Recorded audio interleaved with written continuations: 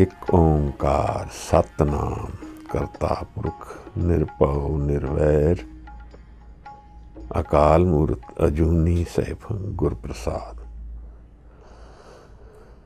धन धन गुरु ग्रंथ साहब जी महाराज, धन धन गुरु ग्रंथ साहब जी महाराज, धन गुरु गोबिंद सिंह साहिब सच्चे पातशाह दरवेश नदर करनी महाराज, गुरु नानक साहब हजूर।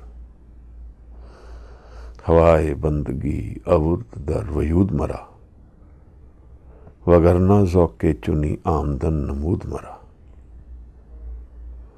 वाहिगुरु जी का खालसा, वाहिगुरु जी की फतेह। जदों धर्म वरतन वास्ते लोग सोसाइटी नूं मैनिपुलेट करना शुरू करते हैं, धर्म नूं वरत के मैनिपुलेशन होंदी है, सबजुगेशन होंदी है। धर्म का पखंड और दिखावा करके धर्मी कहाउण वाले दुनिया दे विच दुख दे कारण बनते हैं। अगर जीवन विच मन की तय ते धर्म कमाया जाएगा तो दुनिया विच सुख वरतेगा, निरंकार दी हजूरी का प्रगटावा होएगा महाराज। और अगर धर्म दे चिन्ह पा के असी धर्म ना कमाइए और उन्होंने वरत के कुछ भी करन दा यतन करिए तो आला दुआला दोजक बनेगा। क्योंकि यह हुण हंकारी मन दे लक्षण हैं। कहण वास्ते धर्म है पर करन वास्ते अधर्म है।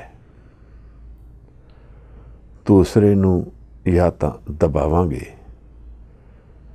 या फिर मुनाफे वास्ते धर्म नू वरतांगे। चौधर और माया दे रंग विच लपेटे हुए कपड़ियां दे उपर एक धर्म की चादर ओढ़ के असी दुनिया विच दुख फैलाण दा काम करांगे। महाराज दे दर्शन, हजूर दा प्रगटावा बाणी दे विच एक सख्त दा वख्यान है जो तुरों आया है, जिहदे विच एक अमृत दी ठंड है, शीतलता है, निर्मलता है, कोमलता है, प्रेम है, दुनिया लई स्नेहा है कि निरंकार दी कला नित वरत रही है।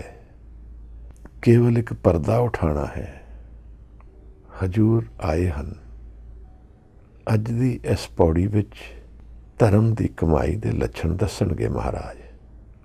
छोटी उम्र विच यह वार्तालाप होया है।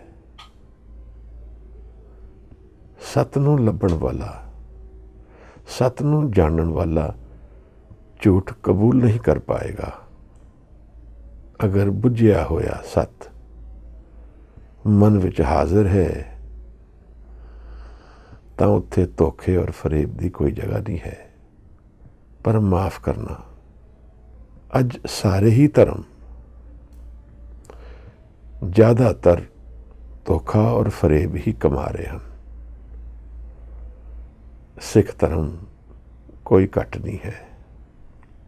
सारे ही धर्म हुण एक उहो जे लोकां दे हथ विच वरतन आ गए हैं जिन्हां ने धर्म नाल कोई वाह नहीं है। यह पौड़ी इस करके ध्यान देण वाली है। हजूर दे नाल बैठ के कुछ जीवन समझ आ जाए। इस शरीर दे होंदे वो कमाई कर लईए जिहदे नाल मिलन हो जाए, प्रेम वरत जाए, जीवन विच एक सांझ पै जाए आनंद नाल। आओ महाराज 15वीं पौड़ी आसा दी वार दी अज विचारदे हाँ। ਹਜੂਰ ਦੇ ਕੁਝ ਦਰਸ਼ਨ ਹਨ। ਕੋਈ ਵੀਰ ਭੈਣ ਇਸ ਪੌੜੀ ਨੂੰ ਪੜ੍ਹਦੇ, ਅਸੀਂ ਇਹਨਾਂ ਦੇ ਦਰਸ਼ਨ ਵਿੱਚ ਉਤਰ ਕੇ ਮਹਾਰਾਜ ਨੂੰ ਮਿਲਣ ਦਾ ਯਤਨ ਕਰਦੇ ਹਾਂ। ਕੀ ਪਤਾ ਹੈ ਮਨ ਜੁੜ ਜਾਏ, ਕੁਝ ਕਿਰਪਾ ਹੋ ਜਾਏ ਮਹਾਰਾਜ ਜੀ। ਮਹਾਰਾਜ ਜੀ। ਵਾਹਿਗੁਰੂ ਜੀ। ਸ਼ਲੋਕ ਮਹਿਲਾ ਪਹਿਲਾ। ਦਇਆ ਕਪਾ ਸੰਤੋਖ ਸੂਤ, ਜਤ ਗੰਢੀ ਸਤ ਵਟ, ਏ ਜਨੇਊ ਜੀ ਕਾ, ਹਈ ਤਾਂ ਪਾਂਡੇ ਕਤ। ਨਾ ਇਹ ਟੁੱਟੈ ਨਾ ਮਲ ਲੱਗੈ, ਨਾ ਇਹ ਜਲੈ ਨਾ ਜਾਏ। ਧਨ ਸੋ ਮਾਨਸ ਨਾਨਕਾ, ਜੋ ਗਲ ਚੱਲੇ ਪਾਏ। ਚੌਕੜ ਮੂਲ ਅੜਾਇਆ, ਬਹਿ ਚੌਕੈ ਪਾਇਆ। ਸਿੱਖਾਂ ਕੰਨ ਚੜਾਈਆ, ਗੁਰ ਬ੍ਰਾਹਮਣ ਥੀਆ। ਉਹ ਮੁਆ ਉਹ ਚੜ ਪਿਆ, ਵੇ ਤੱਗਾ ਗਿਆ। ਮਹਿਲਾ ਪਹਿਲਾ। ਲੱਖ ਚੋਰੀਆਂ ਲੱਖ ਜਾਰੀਆਂ, ਲੱਖ ਕੁੜੀਆਂ ਲੱਖ ਗਾਲ। ਲੱਖ ਠਗੀਆਂ ਪੈ ਨਾਮੀਆਂ, ਰਾਤ ਦਿਨਸ ਜੀ ਨਾਲ। ਤੱਗ ਕਪਾਹੋ ਕੱਤੀਐ, ਬਾਹਮਣ ਵੱਟੇ ਆਏ। ਕੋਹ ਬੱਕਰਾ ਰਿਨ ਖਾਇਆ, ਸਭ ਕੋ ਆਖੈ ਪਾਏ। ਹੋਏ ਪੁਰਾਣਾ ਸੁੱਟੀਐ, ਵੀ ਫਿਰ ਪਾਈਐ ਹੋਰ। ਨਾਨਕ ਤੱਗ ਨ ਟੁੱਟਈ, ਜੇ ਤੱਗ ਹੋਵੈ ਜੋਰ। ਮਹਿਲਾ ਪਹਿਲਾ। ਨਾਇ ਮੰਨੀਐ ਪਤ ਉਪਜੈ, ਸਾਲਾਹੀ ਸਚ ਸੂਤ। ਦਰਗਾਹ ਅੰਦਰ ਪਾਈਐ, ਤੱਗ ਨ ਟੁੱਟਸ ਪੂਤ। ਮਹਿਲਾ ਪਹਿਲਾ। ਤੱਗ ਨ ਇੰਦਰੀ ਤੱਗ ਨ ਨਾਰੀ, ਭਲਕੇ ਤੁਕ ਪਵੈ ਨਿਤ ਦਾੜੀ। ਤੱਗ ਨ ਪੈਰੀ ਤੱਗ ਨ ਹੱਥੀ, ਤੱਗ ਨ ਜੇਵਾ ਤੱਗ ਨ ਅੱਖੀਂ। ਵੇ ਤੱਗਾ ਆਪੇ ਵੱਤੈ, ਵਟ ਤਾਗੇ ਅਵਰਾ ਕੱਤੈ। ਲੈ ਭਾੜ ਕਰੇ ਵਿਆਹ, ਕੱਢ ਕਾਗਲ ਦੱਸੇ ਰਾਹ। ਸੁਣ ਵੇਖੋ ਲੋਕਾਂ ਇਹ ਵਿਡਾਣ, ਮਨ ਅੰਧਾ ਨਾਉ ਸੁਜਾਨ। ਪੌੜੀ। ਸਾਹਿਬ ਹੋਏ ਦਿਆਲ, ਕਿਰਪਾ ਕਰੇ ਤਾਂ ਸਾਈ ਕਾਰ ਕਰਾਏ ਸੀ। ਸੋ ਸੇਵਕ ਸੇਵਾ ਕਰੇ, ਜਿਸਨੂੰ ਹੁਕਮ ਮਨਾਏ ਸੀ। ਹੁਕਮ ਮੰਨੀਐ ਹੋਵੈ ਪ੍ਰਵਾਨ, ਤਾਂ ਕਸਮੈ ਕਾ ਮਹਿਲ ਪਾਏ ਸੀ। ਖਸਮੈ ਪਾਵੈ ਸੋ ਕਰੇ, ਮਨੋ ਚੱਲਿਆ ਸੋ ਫਲ ਪਾਏ ਸੀ। ਤਾਂ ਦਰਗਾਹ ਪੈਦਾ ਜਾਏ ਸੀ, ਤਾਂ ਦਰਗਾਹ ਪੈਦਾ ਜਾਏ ਸੀ। ਵਾਹਿਗੁਰੂ ਜੀ। ਧੰਨਵਾਦ ਭਾਈ ਸਾਹਿਬ। ਤਾਂ ਦਰਗੇ ਪੈਂਦਾ ਜਾਏ ਸੀ। ਜੀਵਨ ਨੂੰ ਜੀਣ ਦਾ ਲੱਛਣ ਕੀ ਹੈ ਕਿ ਠੀਕ ਤਰ੍ਹਾਂ ਜੀਆ ਗਿਆ। ਦਿਖਦਾ ਨਹੀਂ ਹੈ, ਪਤਾ ਨਹੀਂ ਲੱਗਦਾ ਹੈ। ਕੋਈ ਜਨ ਇੱਥੋਂ ਚਾਲੇ ਪਾਉਂਦਾ ਹੈ, ਸਾਡੇ ਸਾਹਮਣੇ ਕੋਈ ਮਾਰਕਸ਼ੀਟ ਨਹੀਂ ਆਉਂਦੀ ਹੈ। ਸਾਨੂੰ ਨਹੀਂ ਗਿਆਨ ਹੈ ਕਿ ਉਹਦਾ ਅੱਗੇ ਕੀ ਹੈ। ਇਹ ਉਲਝਣ ਸਾਡੇ ਵਿੱਚ ਬਣੀ ਰਹਿੰਦੀ ਹੈ। ਅਧਿਆਤਮ ਇੱਕ ਇਹੋ ਜਿਹਾ ਦਰਸ਼ਨ ਹੈ ਜਿਹੜਾ ਅਵਗਤੋ ਹੈ, ਅਨਡਿਫਾਈਨਡ ਹੈ, ਜਿਹਦੇ ਵਿੱਚ ਅੱਖੋਂ ਦੇਖੀ ਧੁੰਦਲਾਪਨ ਦਿਖੇਗਾ,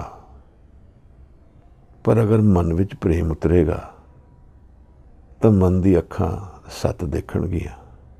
ਮੇਰਾ ਦੋਸ਼ ਇਹ ਹੈ ਕਿ ਮੈਂ ਧਰਮ ਨੂੰ ਇਹਨਾਂ ਅੱਖਾਂ ਨਾਲ ਜਾਣਨਾ ਚਾਹੁੰਦਾ ਹਾਂ। ਮਨ ਦੀ ਅੱਖਾਂ ਨੂੰ ਬੰਦ ਕਰਕੇ ਮੈਂ ਸੱਤ ਦੇ ਦਰਸ਼ਨ ਕਰਨਾ ਚਾਹੁੰਦਾ ਹਾਂ।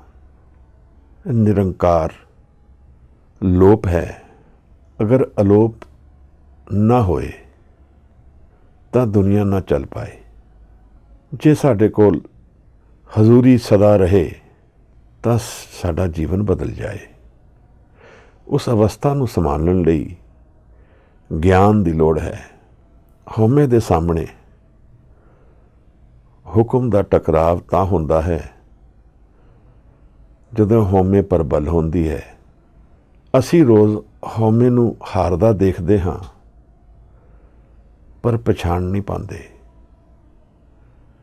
ਉਹਦਾ ਹੁਕਮ ਵਰਤ ਰਿਹਾ ਹੈ, ਹਉਮੈ ਹਾਰ ਰਹੀ ਹੈ। ਇਹ ਲੱਛਣ ਅਸੀਂ ਸਟੱਡੀ ਨਹੀਂ ਕਰ ਪਾ ਰਹੇ, ਨਹੀਂ ਤਾਂ ਸਾਡਾ ਜੀਵਨ ਹੁਕਮ ਵੱਲ ਮੁਕਰ ਕੇ ਹੋਏਗਾ। ਅਖੀਰਲਾ ਘੜੀ ਇਸ ਜੀਵਨ ਦੀ, ਮੌਤ ਤੋਂ ਬਾਅਦ ਕੀ ਹੋ ਰਿਹਾ ਹੈ, ਸਾਨੂੰ ਗਿਆਨ ਨਹੀਂ ਹੈ। ਨਾ ਹੀ ਅਸੀਂ ਉਸ ਗਿਆਨ ਨੂੰ ਜਾਣਨਾ ਚਾਹੁੰਦੇ ਹਾਂ, ਕਿਉਂਕਿ ਉਹ ਗਿਆਨ ਇੱਕ ਮੁਸ਼ਕਿਲ ਖੜੀ ਕਰ ਦੇਗਾ। ਮਿਹਨਤ ਕਰਨੀ ਪਏਗੀ ਮਨ ਦੇ ਨਾਲ। ਰੋਜ਼ਮर्रा ਦੇ ਜੀਵਨ ਦੇ ਵਿੱਚ ਕਈ ਪ੍ਰਸ਼ਨ ਉੱਠ ਜਾਣਗੇ ਜਿਨ੍ਹਾਂ ਦਾ ਸਾਡੇ ਕੋਲ ਜਵਾਬ ਨਹੀਂ ਹੈ। ਇਸ ਕਰਕੇ ਅਸੀਂ ਮੌਤ ਦੇ ਦਰਸ਼ਨ ਅਵੋਇਡ ਕਰਦੇ ਹਾਂ। ਸਾਰਾ ਯਤਨ ਹੀ ਮੌਤ ਨੂੰ ਭੁਲਾਉਣ ਦਾ ਹੈ। ਆਹ ਜੀਵਨ ਜੋ ਕੁਝ ਅਸੀਂ ਕਰ ਰਹੇ ਹਾਂ, ਉਹ ਸਭ ਮੌਤ ਨੂੰ ਭੁਲਾਉਣ ਦਾ ਹੀ ਯਤਨ ਹੈ। ਜੇ ਮੌਤ ਨਾ ਭੁੱਲੇ ਤਾਂ ਜੀਵਨ ਬਦਲ ਜਾਏ। ਮਹਾਰਾਜ ਕਹਿੰਦੇ ਨੇ ਤਾਂ ਦਰਗੇ ਪੈਂਦਾ ਜਾਏ ਸੀ। ਦਰਗਾਹ ਵਿੱਚ ਜਦੋਂ ਜਾਵਾਂਗੇ ਤਾਂ ਕੀ ਹੋਏਗਾ, ਇਹ ਹੈ ਗੱਲ। ਜੀਵਨ ਨੂੰ ਜੀਂਦੇ ਜੀ ਜਾਣ ਲੈਣਾ ਹੀ ਜੀਵਨ ਦੀ ਕਾਢ ਹੈ, ਜੀਵਨ ਦਾ ਆਨਸਰ ਹੈ। ਮੌਤ ਤੋਂ ਬਾਅਦ ਜੀਵਨ ਦੀ ਕਾਢ ਨਹੀਂ ਜਾਣ ਪਾਵਾਂਗੇ। ਇਹ ਨਹੀਂ ਜਾਣ ਪਾਵਾਂਗੇ ਕਿ ਜੀਵਨ ਕੀ ਹੈ। ਹਾਂ, ਜੀਂਦੇ ਜੀ ਅਸੀਂ ਹਉਮੈ ਨੂੰ ਤਿਆਗ ਦੇਈਏ ਤਾਂ ਜੀਵਨ ਵਿੱਚ ਦਰਸ਼ਨ ਆ ਜਾਣਗੇ ਕਿ ਸਤ ਜੀਵਨ ਦਾ ਕੀ ਹੈ, ਮੌਤ ਕੀ ਹੈ, ਦਰਗਾਹ ਕੀ ਹੈ। ਮਹਾਰਾਜ ਇਸ ਪੌੜੀ ਵਿੱਚ ਸਾਨੂੰ ਸਮਝਾ ਰਹੇ ਹਨ ਕਿ ਧਰਮ ਕੀ ਹੈ। ਔਰ ਜਦੋਂ ਇੱਥੋਂ ਜਾਵਾਂਗੇ ਤਾਂ ਕੀ ਕਰੀਏ ਕਿ ਇਹ ਜੀਵਨ ਸਕਸੈਸ ਹੋਏ। ਸਕਸੈਸ ਇੱਕ ਬੜਾ ਉਲਝਣ ਵਾਲਾ ਸ਼ਬਦ ਹੈ। ਦਰਅਸਲ ਅਸੀਂ ਹਉਮੈ ਦੇ ਬੰਨੇ ਹੋਏ ਜੀਵਨ ਜੀ ਰਹੇ ਹਾਂ। ਹਉਮੈ ਕਰਕੇ ਸਾਡਾ ਜੀਵਨ ਹੈ, ਔਰ ਹਉਮੈ ਇਹੀ ਬੰਧਨਾ ਫਿਰ ਜੋ ਨਹੀਂ ਪਾਏ, ਔਰ ਇਹੀ ਬੰਧਨ ਹੈ। ਇਸ ਹੀ ਕਨਫਿਊਜ਼ਨ ਵਿੱਚ ਜੀਵਨ ਸਾਰਾ ਨਿਕਲ ਜਾਂਦਾ ਹੈ। ਮੈਂ ਇਸ ਬੰਧਨ ਤੋਂ ਆਜ਼ਾਦ ਨਹੀਂ ਹੋ ਪਾਉਂਦਾ ਤਾਂ ਮੈਂ ਜੀਵਨ ਤੋਂ ਆਜ਼ਾਦ ਨਹੀਂ ਹੋ ਪਾਉਂਦਾ।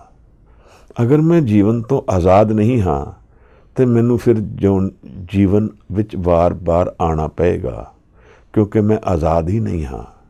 ਮੇਰੀ ਨੀਡ ਹੈ ਤਾਂ ਫਿਰ ਹਰ ਵਾਰ ਮੈਂ ਸਰੀਰ ਧਾਰਦਾ ਜਾਵਾਂਗਾ। ਇੱਕ ਭ੍ਰਮਣ ਜੀਵਨ ਵਿੱਚ ਸਦਾ ਰਹੇਗਾ।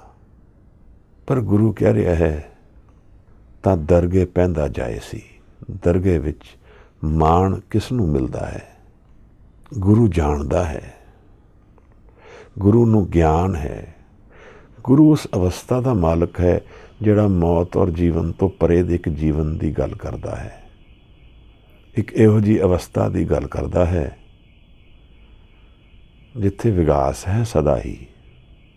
ਅਸੀਂ ਵੀ ਉਸ ਵਿਗਾਸ ਨੂੰ ਲੱਭ ਰਹੇ ਹਾਂ, ਪਰ ਜੀਵਨ ਦੇ ਵਿੱਚ ਲੱਭ ਰਹੇ ਹਾਂ, ਇਸ ਫਿਜ਼ੀਕਲ ਲਾਈਫ ਦੇ ਵਿੱਚ ਲੱਭ ਰਹੇ ਹਾਂ। ਉਹਦੀ ਕੁਛ ਰਿਫਲੈਕਸ਼ਨ ਸਾਨੂੰ ਮਿਲਦੀ ਹੈ, ਪਰ ਫਿਰ ਹੱਥੋਂ ਨਿਕਲ ਜਾਂਦੀ ਹੈ, ਕਿਉਂਕਿ ਦੁੱਖ ਔਰ ਸੁੱਖ ਇੱਥੇ ਸਾਂਝੇ ਰਹਿੰਦੇ ਹਨ। ਸੁੱਖ ਦੀ ਭਾਲ ਵਿੱਚ ਦੁੱਖ ਜਲਦੀ ਹੀ ਸਾਹਮਣੇ ਆ ਜਾਂਦਾ ਹੈ।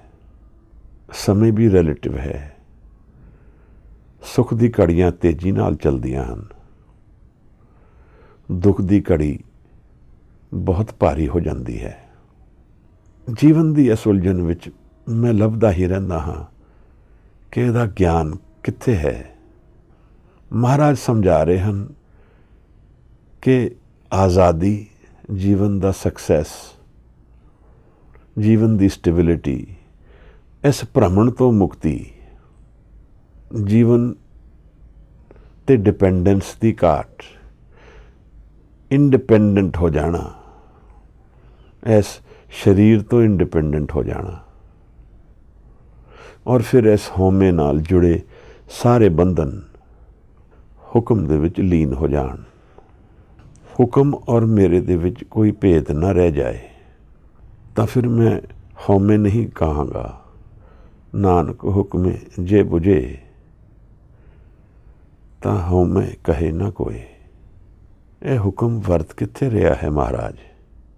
ਕੇਵਲ ਉਹਦਾ ਹੁਕਮ ਹੀ ਵਰਤ ਰਿਹਾ ਹੈ। ਮੈਂ ਪਛਾਣ ਨਹੀਂ ਪਾਉਂਦਾ ਹਾਂ। ਮੇਰੀ ਅੱਖਾਂ 'ਤੇ ਹਉਮੈ ਦੇ ਚਸ਼ਮੇ ਲੱਗੇ ਹਨ। ਉਹ ਦੇਖਣ ਨਹੀਂ ਦਿੰਦੇ ਹੁਕਮ ਨੂੰ। ਨਹੀਂ ਤਾਂ ਮੈਂ ਜੀ ਨਹੀਂ ਪਾਵਾਂਗਾ, ਮਸਤ ਰਵਾਂਗਾ ਆਨੰਦ ਵਿੱਚ। ਸਰੀਰ ਦੇ ਭੋਗ ਨਹੀਂ ਭੋਗ ਪਾਵਾਂਗਾ। ਇਹ ਦੋ ਤਰ੍ਹਾਂ ਦੇ ਮਨ ਦੇ ਦਰਸ਼ਨ ਹਨ ਸਾਡੇ ਕੋਲ। ਪਰ ਜਦੋਂ ਹਉਮੈ ਦਾ ਨਸ਼ਾ ਜ਼ਿਆਦਾ ਚੜ੍ਹ ਜਾਏ ਤਾਂ ਹੁਕਮ ਭੁੱਲ ਜਾਂਦਾ ਹੈ। ਫਿਰ ਦਿਖਦਾ ਹੀ ਨਹੀਂ ਹੁਕਮ, ਸਭ ਕੁਝ ਹੀ ਹਉਮੈ ਦਿਖਦੀ ਹੈ।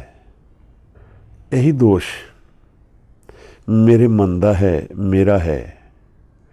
ਅੱਜ ਦੀ ਪ੍ਰੈਵਲੈਂਟ ਸੁਸਾਇਟੀ ਦਾ ਵੀ ਇਹੀ ਦੋਸ਼ ਹੈ। ਇਸ ਕਰਕੇ ਅਸੀਂ ਦੁਨੀਆ ਵਿੱਚ ਦੇਖ ਰਹੇ ਹਾਂ ਦੁੱਖ ਹੀ ਵਰਤ ਰਿਹਾ ਹੈ। ਇਹਦਾ ਕਾਰਨ ਹੁਕਮ ਹੈ। ਨਿਰੰਕਾਰ ਨੇ ਕੁਝ ਹੁਕਮ ਸ੍ਰਿਸ਼ਟੀ ਵਿੱਚ ਸਮਾਏ ਹੋਏ ਹਨ। ਅਸੀਂ ਉਹਨਾਂ ਨੂੰ ਬਿਨਾਂ ਜਾਣੇ ਜੀਵਨ ਨੂੰ ਜੀ ਰਹੇ ਹਾਂ ਔਰ ਜੋ ਅਸੀਂ ਕਰ ਰਹੇ ਹਾਂ ਉਸ ਨਾਲ ਦੁੱਖ ਹੀ ਆਉਂਦਾ ਜਾ ਰਿਹਾ ਹੈ। ਅੱਜ ਗੁਰੂ ਧਰਮ ਸਮਝਾਣਗੇ। ਅਗਰ ਮੈਂ ਧਰਮੀ ਬਣ ਜਾਵਾਂ ਤਾਂ ਫਿਰ ਸੁਸਾਇਟੀ ਦਾ ਕੀ ਰੰਗ ਹੋਏਗਾ?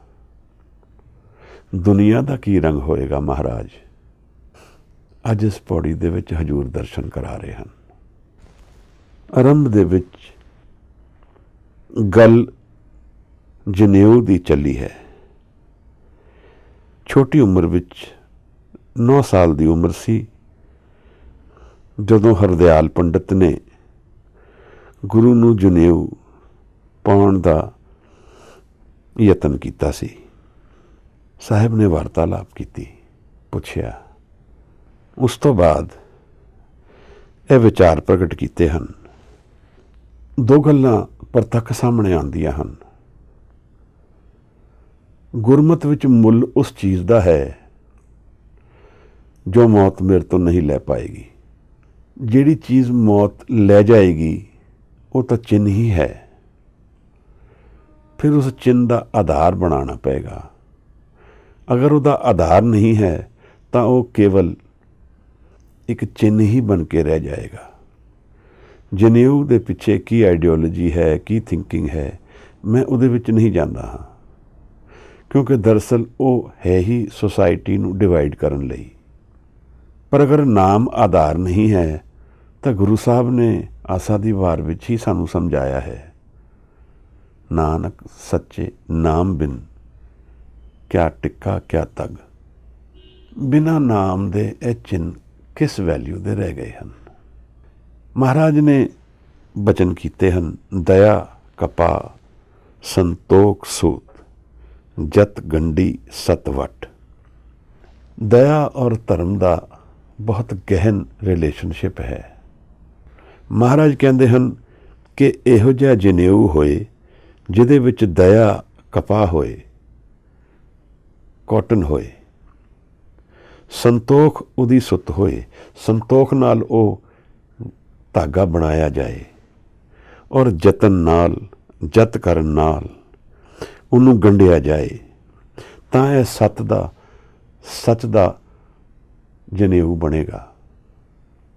ਦਇਆ, ਸੰਤੋਖ ਔਰ ਜਤ, ਇਹ 3 ਦਰਸ਼ਨ ਹਨ ਜੀਵਨ ਦੇ ਜਿਹੜੇ ਹਜ਼ੂਰ ਸਾਡੇ ਸਾਹਮਣੇ ਪ੍ਰਗਟ ਕਰ ਰਹੇ ਹਨ।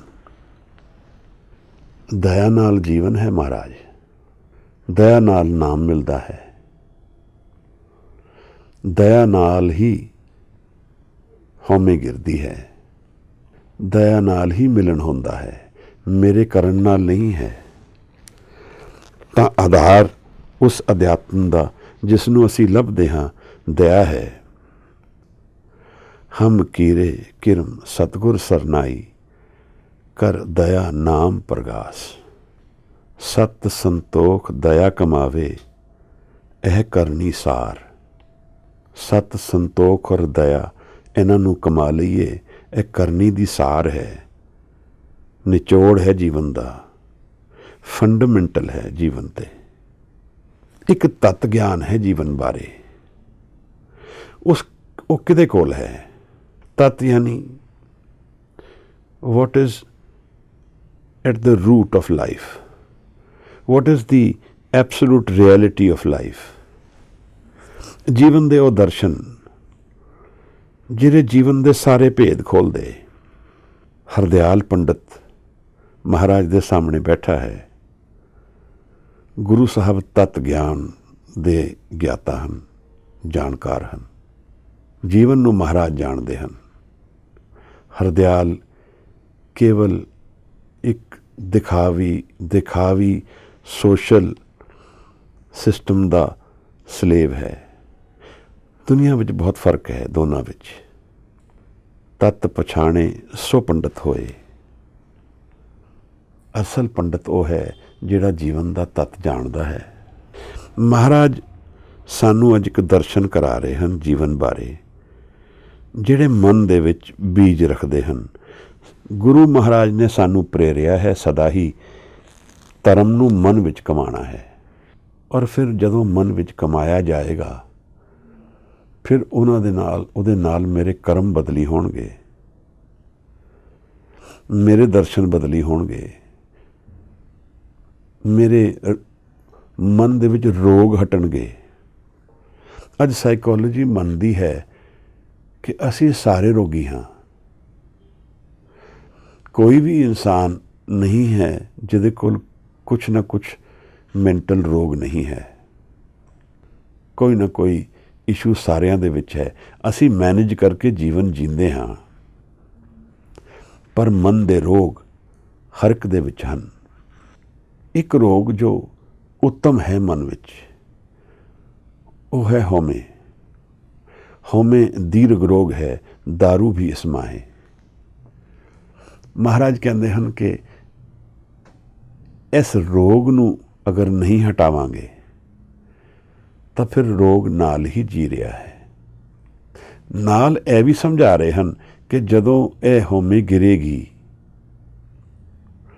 ਤਾਂ ਇਹਦਾ ਹੱਲ ਵੀ ਨਿਕਲੇਗਾ। ਇਹਦੇ ਵਿੱਚ ਹੀ ਇਹਦੀ दारू ਹੈ। ਹਉਮੈ ਇੱਕ ਹੁਕਮ ਹੈ ਜਿਹਦੇ ਨਾਲ ਅਸੀਂ ਜੀਵਨ ਜੀਂਦੇ ਹਾਂ, ਔਰ ਹਉਮੈ ਦੇ ਗਿਰਨ ਨਾਲ ਨਿਰੰਕਾਰ ਨਾਲ ਮਿਲਨ ਹੋ ਜਾਂਦਾ ਹੈ। ਮਹਾਰਾਜ ਗੁਰੂ ਕਹਿ ਰਹੇ ਹਨ ਕਿ ਦਇਆ ਔਰ ਸੰਤੋਖ ਔਰ ਜਤ ਇਹ ਕਮਾਵਾਂਗੇ ਤੇ ਸਤ ਨੂੰ ਪਾ ਲਵਾਂਗੇ। ਔਰ ਸਤ ਦਾ ਕੀ ਦਰਸ਼ਨ ਹੈ? ਜੋ ਸਦਾ ਹੈ ਮਹਾਰਾਜ, ਜੋ ਮੇਰੇ ਤੋਂ ਫਿਰ ਕੋਈ ਲੈ ਨਹੀਂ ਪਾਏਗਾ। ਫਿਰ ਉਹਦੇ ਲਈ ਜਨੇਊ ਹੈ ਕਿ ਨਹੀਂ ਹੈ, ਉਹਦਾ ਫਰਕ ਨਹੀਂ ਪੈਂਦਾ। ਮਹਾਰਾਜ ਇਸ ਪੌੜੀ ਵਿੱਚ ਫਿਰ ਅੱਗੇ ਸਮਝਾਉਂਦੇ ਹਨ, ਇਹ ਜਨੇਊ ਜੀ ਕਾ ਹੀ ਤਾਂ ਭਾਂਡੇ ਕੱਤ। ਮਹਾਰਾਜ ਕਹਿੰਦੇ ਨੇ ਇਹੋ ਜਿਹਾ ਜਨੇਊ ਦੇ ਮੈਨੂੰ ਜਿਹਦੇ ਨਾਲ ਦਇਆ ਮਿਲੇ, ਦਇਆ ਦੇ ਦਰਸ਼ਨ ਹੋਣ, ਸੰਤੋਖ ਮਿਲੇ, ਜੀਵਨ ਵਿੱਚ ਜਤ ਆਏ, ਜੀਵਨ ਵਿੱਚ ਇੱਕ ਸਹਿਜ ਆਏ, ਔਰ ਜੀਵਨ ਦੇ ਵਿੱਚ ਸਤ ਦੇ ਦਰਸ਼ਨ ਹੋ ਜਾਣ। ਜਦੋਂ ਜੀਵਨ ਪੂਰੀ ਤਰ੍ਹਾਂ ਸਤ ਦੇ ਵਿੱਚ ਲੀਨ ਹੋ ਜਾਂਦਾ ਹੈ ਤਾਂ ਫਿਰ ਝੂਠ ਦਾ ਪਰਦਾ ਹਟ ਜਾਂਦਾ ਹੈ ਜੀਵਨ ਚੋਂ। ਸਰੀਰ ਔਰ ਇਸ ਫਿਜ਼ੀਕਲ ਜੀਵਨ ਤੋਂ ਪਰੇ ਦਾ ਇੱਕ ਦਰਸ਼ਨ ਸਾਡੇ ਸਾਹਮਣੇ ਆ ਜਾਂਦਾ ਹੈ, ਜਿਹੜਾ ਜੀਵਨ ਦੀ ਰਿਐਲਿਟੀ ਨੂੰ ਖੋਲ੍ਹ ਦਿੰਦਾ ਹੈ, ਤੱਤ ਗਿਆਨ। ਔਰ ਉਹਦੇ ਵਿੱਚ ਇਸ ਫਿਜ਼ੀਕਲ ਜੀਵਨ ਦਾ ਜੋ ਇੰਪੈਕਟ ਮੇਰੇ ਮਨ 'ਤੇ ਹੈ ਉਹ ਬਹੁਤ ਥੋੜ੍ਹਾ ਰਹਿ ਜਾਂਦਾ ਹੈ। ਉਹਦੀ ਪਾਵਰ ਔਰ ਉਹਦੀ ਕੰਟਰੋਲ ਮੇਰੇ 'ਤੇ ਬਹੁਤ ਘੱਟ ਜਾਂਦੀ ਹੈ, ਕਿਉਂਕਿ ਇੱਕ ਨਵਾਂ ਜੀਵਨ ਮਿਲ ਗਿਆ ਹੈ। ਔਰ ਉਸ ਜੀਵਨ ਵਿੱਚ ਐਸੇ ਦਰਸ਼ਨ ਹਨ ਜਿਹਦੇ ਵਿੱਚ ਡਰ ਨਹੀਂ ਹੈ, ਕਿਉਂਕਿ ਜੋ ਕੁਛ ਮੇਰੇ ਕੋਲ ਹੈ ਉਹ ਹੁਣ ਲਿਆ ਨਹੀਂ ਜਾ ਸਕਦਾ। ਉਹਦੇ 'ਚ ਕੋਈ ਵਿਘਨ ਨਹੀਂ ਪਾ ਸਕਦਾ, ਉਹਦੇ 'ਚ ਕੋਈ ਗਲਤੀ ਨਹੀਂ ਹੋ ਸਕਦੀ, ਧੋਖਾ ਨਹੀਂ ਹੋ ਸਕਦਾ, ਲਾਸ ਨਹੀਂ ਹੋ ਸਕਦਾ। ਮਹਾਰਾਜ ਇਹੋ ਜਿਹੀ ਅਵਸਥਾ ਦੇ ਮਾਲਕ ਹਨ ਔਰ ਇਹ ਪ੍ਰਤੱਖ ਇਸ ਬਾਣੀ ਵਿੱਚ ਹੁਣ ਸਾਡੇ ਨਾਲ ਸਾਂਝੇ ਕਰ ਰਹੇ ਹਨ। ਹਜ਼ੂਰ ਕਹਿੰਦੇ ਹਨ, ਨਾ ਇਹ ਟੁੱਟੇ ਨਾ ਮਨ ਲੱਗੇ, ਨਾ ਇਹ ਜਲੇ ਨਾ ਜਾਏ। ਇਹ ਸਦਾ ਲਈ ਹੈ। ਹੁਣ ਨਾ ਇਹ ਮੈਲਾ ਹੋਏਗਾ। ਮੇਰਾ ਹਉਮੈ ਵਾਲਾ ਮਨ ਹੀ ਮੈਲਾ ਹੁੰਦਾ ਹੈ।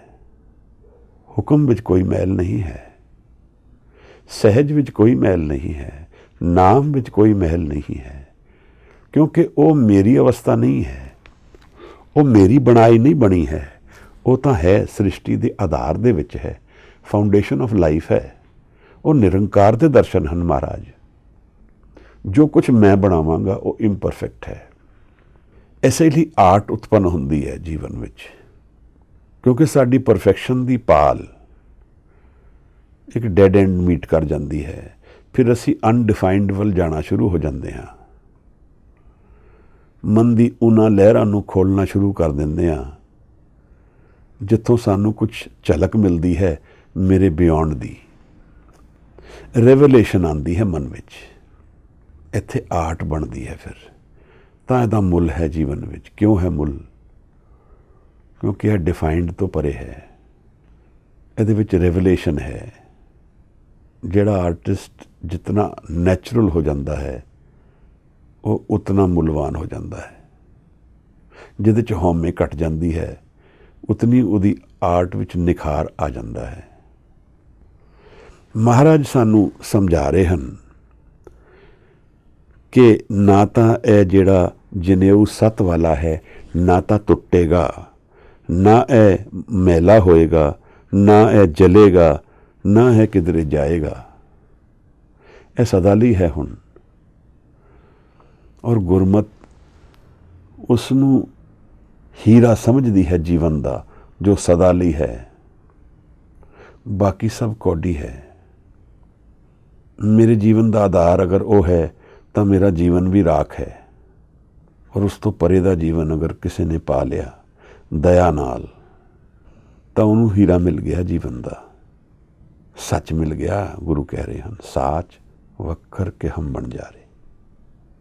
ਮਹਾਰਾਜ ਨੇ ਫਿਰ ਸਾਨੂੰ ਸਮਝਾਇਆ ਹੈ, ਧਨ ਸੂ ਮਾਨਸ ਨਾਨਕਾ ਜੋ ਗਲ ਚੱਲੇ ਪਾਏ। ਉਹੀ ਧਨ ਹੈ। ਇਹ ਹੁਣ ਸਕਸੈਸ ਡਿਫਾਈਨ ਹੋ ਗਿਆ। ਜਿਸ ਨੇ ਸੱਤ ਨੂੰ ਜਾਣ ਲਿਆ, ਜੋ ਸਦਾ ਦੇ ਹੁਣ ਜੀਵਨ ਵਿੱਚ ਵਿਚਰਦਾ ਹੈ, ਜਿਸ ਨੂੰ ਇਹੋ ਜਿਹਾ ਬਗੀਚਾ ਮਿਲ ਗਿਆ ਜਿੱਥੇ ਸਦਾ ਹਰਿਆਲੀ ਹੈ, ਜਿਸ ਨੂੰ ਬਿਨਾਂ ਕੁਝ ਕਰੇ ਪ੍ਰੇਮ ਔਰ ਨਾਮ ਔਰ ਆਨੰਦ ਦੀ ਲਹਿਰ ਦਰਸ਼ਨ ਰੂਪ ਵਿੱਚ ਹਾਜ਼ਰ ਹੈ, ਜਿਸ ਕੋਲ ਨਿਰੰਕਾਰ ਦੀ ਕੁੰਜੀ ਹੈ। ਮਹਾਰਾਜ ਬ੍ਰਹਮ ਗਿਆਨ ਦੀ ਗੱਲ ਗੁਰੂ ਗ੍ਰੰਥ ਸਾਹਿਬ ਹਰ ਪੰਕਤੀ ਵਿੱਚ, ਹਰ ਪਦੇ ਵਿੱਚ, ਹਰ ਪੌੜੀ ਵਿੱਚ, ਹਰ ਸ਼ਲੋਕ ਵਿੱਚ ਕਰਦੇ ਹਨ। ਅਗਰ ਮੈਂ ਇਸ ਸ਼ਬਦ ਨਾਲ ਆਪਣੇ ਮਨ ਨੂੰ ਜੋੜ ਲਵਾਂ ਔਰ ਹਉਮੈ ਗੇਰਦੇ ਹਾਂ ਤਾਂ ਉਸ ਬ੍ਰਹਮ ਗਿਆਨ ਦੇ ਦਰਸ਼ਨ ਹੋ ਸਕਦੇ ਹਨ।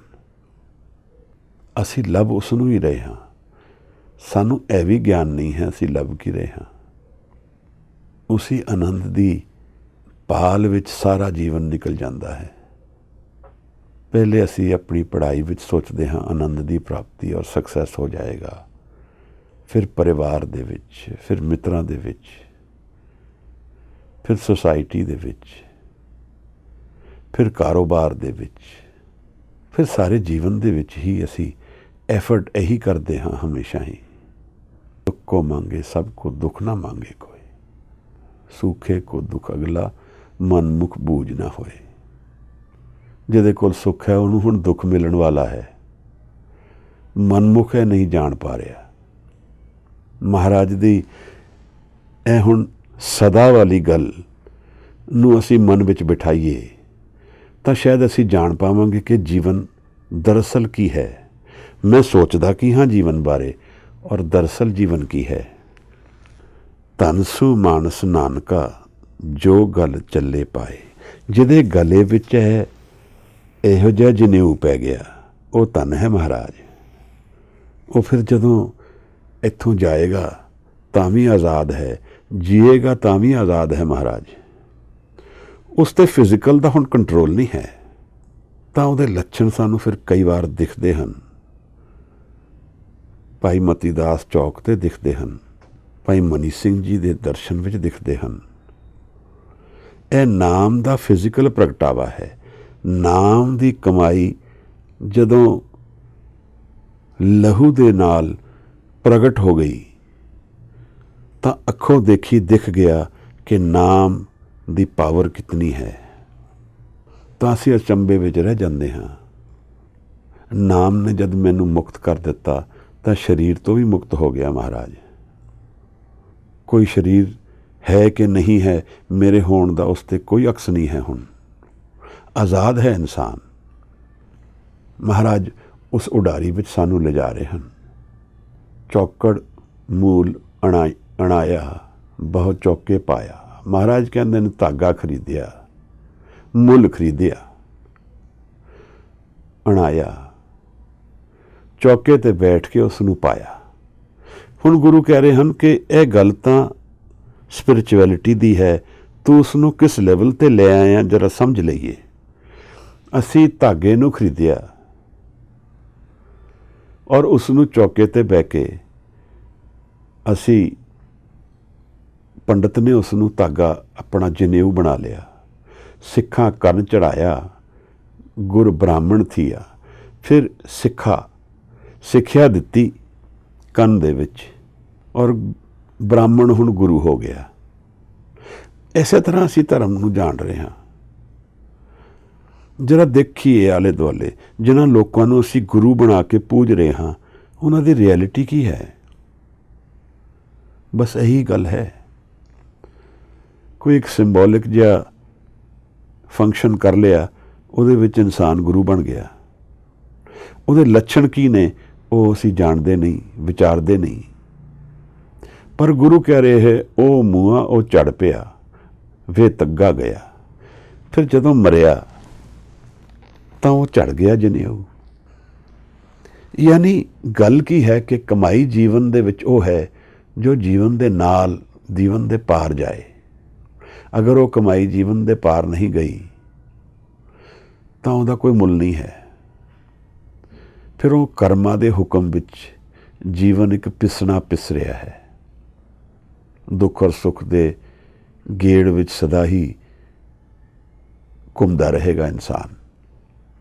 ਸਾਹਿਬ ਨੇ ਫਿਰ ਸਮਝਾਇਆ ਹੈ। ਮਹਿਲਾ ਪਹਿਲਾ, ਲੱਖ ਚੋਰੀਆਂ ਲੱਖ ਜਾਰੀਆਂ, ਲੱਖ ਕੂੜੀਆਂ ਲੱਖ ਗਾਲ, ਲੱਖ ਠਗੀਆਂ ਪਹਿਨਾਮੀਆਂ, ਰਾਤ ਦਿਨਸ ਜੀ ਨਾਲ। ਗੁਰੂ ਕਹਿੰਦਾ ਹੈ ਲੱਖਾਂ ਹੀ ਚੋਰੀਆਂ ਕਰਦਾ ਹੈ। ਇਹ ਮੇਰੇ ਮਨ ਦੀ ਗੱਲ ਚੱਲਦੀ ਹੈ ਮਹਾਰਾਜ। ਧਰਮ ਦੇ ਕਮਾਉਣ ਵਾਲਿਆਂ ਦੀ ਗੱਲ ਚੱਲ ਰਹੀ ਹੈ। ਗੱਲ ਤਾਂ ਧਰਮ ਦੀ ਕਰਦਾ ਹੈ ਪਰ ਠੱਗੀ ਕਮਾਉਂਦਾ ਹੈ, ਚੋਰੀਆਂ ਕਰਦਾ ਹੈ, ਕੂੜੀ ਗੱਲਾਂ ਕਰਦਾ ਹੈ, ਗਾਲਾਂ ਕੱਢਦਾ ਹੈ। ਨਿਰਾਸਾ ਜੀਵਨ ਹੈ, ਕੋਈ ਰਸ ਨਹੀਂ ਹੈ ਜੀਵਨ ਵਿੱਚ। ਸਬਜੂਗੇਟ ਕਰਨਾ, ਦੂਸਰੇ ਦਾ ਹੱਕ ਮਾਰਨਾ ਹੀ ਰਸ ਰਹਿ ਗਿਆ, ਕਿਉਂਕਿ ਮਨ ਦੇ ਵਿੱਚ ਕੋਈ ਰਸ ਨਹੀਂ ਹੈ। ਲੱਖ ਠੱਗੀਆਂ ਪਹਿਨਾਮੀਆਂ, ਠੱਗੀਆਂ ਕਰਦਾ ਹੈ ਮਹਾਰਾਜ। ਰਾਤ ਦਿਨ ਜੀ ਨਾਲ, ਔਰ ਹੁਣ ਨਹੀਂ, ਰਾਤ ਔਰ ਦਿਨ ਸਾਰਾ ਸਮਾਂ ਇਹਦੇ ਵਿੱਚ ਹੀ ਲੱਗਿਆ ਰਹਿੰਦਾ ਹੈ। ਇਸ ਠੱਗੀ ਔਰ ਚੋਰੀ ਦੇ ਜੀਵਨ ਵਿੱਚ ਹੀ ਲੱਗਿਆ ਰਹਿੰਦਾ ਹੈ। ਔਰ ਇਹਦੇ ਵਿੱਚ ਫਿਰ ਕੀ ਹੁੰਦਾ ਹੈ ਮਹਾਰਾਜ? ਮਹਾਰਾਜ ਕਹਿੰਦੇ ਹਨ ਰਾਤ ਦਿਨਸ ਜੀ ਨਾਲ, ਤਗ ਕਪਾ ਕੱਤੀਏ ਬ੍ਰਾਹਮਣ ਵੱਟੇ ਆਏ। ਫਿਰ ਨਾਲ ਬ੍ਰਾਹਮਣ ਇੱਕ ਜਨੇਊ ਲੈ ਕੇ ਇਸ ਸਾਰੀ ਚੀਜ਼ ਦਾ ਹੁਣ ਹੱਲ ਕੱਢ ਰਿਹਾ ਹੈ ਤਾਂ ਚੋਰੀ ਵਾਲਾ ਮਨ ਹੈ, ਤਾਂ ਜ਼ਹਿਰ ਜੀਵਨ ਹੈ, ਪਰ ਉਹਦਾ ਇੱਕ ਹੱਲ ਕੱਢ ਰਿਹਾ ਹੈ ਜਨੇਊ ਨਾਲ। ਅਸੀਂ ਵੀ ਇਹੀ ਕਰਦੇ ਹਾਂ। ਮਨ ਦੇ ਵਿੱਚ ਨਰਕ ਵਰਤ ਰਿਹਾ ਹੈ। ਬਾਹਰ ਦਾ ਪਹਿਰਾਵਾ ਸਿੱਖੀ ਦਾ ਪਹਿਰਾਵਾ ਉੜ ਕੇ ਅਸੀਂ ਦਰਸ਼ਨ ਦੇਣਾ ਚਾਹੁੰਦੇ ਹਾਂ ਕਿ ਮਨ ਵਿੱਚ ਆਨੰਦ ਵਰਤ ਰਿਹਾ ਹੈ। ਤਗ ਕਪਾਹ ਕੱਤੀਏ ਬ੍ਰਾਹਮਣ ਵੱਟੇ ਆਏ। ਹੁਣ ਬ੍ਰਾਹਮਣ ਲੈ ਆਇਆ, ਇੱਕ ਧਾਗੇ ਨੂੰ ਲੈ ਆਇਆ। ਅਸੀਂ ਆਪਣੇ ਤੇ ਵੀ ਇਸ ਨੂੰ ਦੇਖੀਏ ਕਿ ਅਸੀਂ ਵੀ ਇਹੀ ਕਰ ਰਹੇ ਹਾਂ। ਮਨ ਦੇ ਵਿੱਚ ਆਨੰਦ ਵਰਤ ਨਹੀਂ ਰਿਹਾ। ਉਹਨਾਂ ਦਿਨਾਂ ਵਿੱਚ ਜਦੋਂ ਇਹ ਜਨੇਊ ਦਾ ਫੰਕਸ਼ਨ ਹੁੰਦਾ ਸੀ, ਮੈਨੂੰ ਲੱਗਦਾ ਹੈ ਬੱਕਰਾ ਝਟਕਿਆ ਜਾਂਦਾ ਸੀ।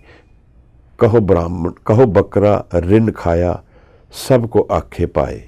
ਤਾਂ ਸਾਰਿਆਂ ਨੇ ਬੱਕਰਾ ਵੱਢ ਕੇ ਖਾ ਲਿਆ।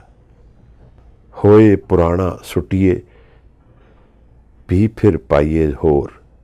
ਪੁਰਾਣਾ ਹੋ ਗਿਆ ਧਾਗਾ, ਜਨੇਊ ਤਾਂ ਇੱਕ ਹੋਰ ਪਾ ਲਿਆ।